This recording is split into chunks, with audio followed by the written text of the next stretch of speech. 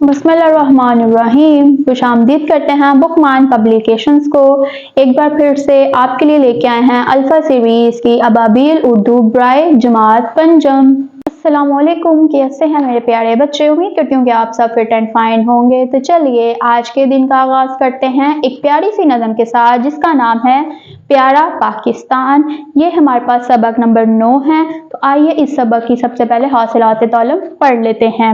اس سبق کی تدریس کے بعد آپ اس قابل ہو جائیں گے کہ حافظے میں موجود نظم اور اشعار لے اور آہنگ سے سنا سکیں، نظم کو فہم کے ساتھ پڑھ کر متعلقہ سوالات کے جواب دے سکیں، رموز اوقاف کوسین کا استعمال کر سکیں، موقع محل کے مطابق محاورات کو اپنی تحریر میں شامل کر سکیں، ہدایات اور اعلانات سن کر ان میں امتیاز کر کے بتا سکیں، مختلف ہدایات کو پڑھ کر عمل کر سکیں۔ تو جی میرے بچوں، کیا آپ کو معلوم ہے ہمارا وطن پاکستان بہت سی قربانیوں کے بعد حاصل ہوا ہے؟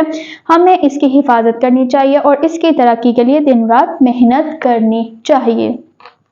تو آئیے اس نظم کے تلفظ سیکھتے ہیں۔ جیون، پہچان، عنایت، ساتھ، شہ پارہ، گیت۔ تو چلیے اب باری آتی ہے اس نظم کو روانی سے پڑھنے کی۔ تو چلیے میرے ساتھ پڑھیے۔ میرے جیون کی پہچان ہے، یہ پیارا پاکستان ہے، اللہ کی ہے خاص عنایت، آزادی کی پائی نعمت، ہمیں تو اپنے وطن سے محبت، ہر ساتھ ہر آن ہے، یہ پیارا پاکستان ہے۔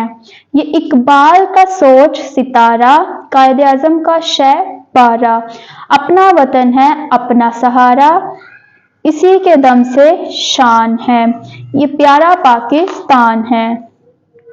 یہ ہے گلشن ہم گل بوٹے، اپنا وطن سے ہاتھ نہ چھوٹے، ماں مٹی کا ساتھ نہ ٹوٹے، چاہت کا یہی عنوان ہے، یہ پیارا پاکستان ہے۔ چاہے جہاں بھی آئے جائے، اپنے وطن کو بھول نہ پائے، آزادی کے گیت وہ گائے، جو اچھا انسان ہے، یہ پیارا پاکستان ہے۔